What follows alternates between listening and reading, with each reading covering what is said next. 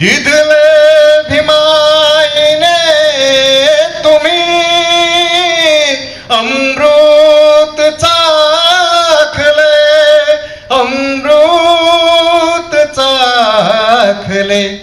अरे सांगा, अरे सांगा कुणी कुणी ते, सांगा कुणी कुणी थे ईमान राखले.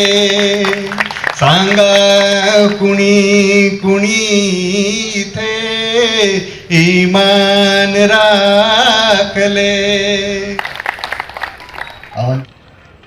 जरांगे पाटलांना आरक्षणासाठी आंदोलन का करावे लागले?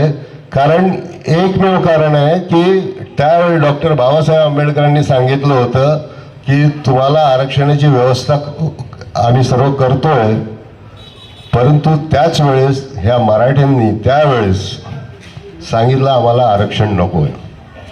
आज ती फळं आज आपल्याला इथे जरांगे पाटलाच्या रूपाने भोगावं लागतात.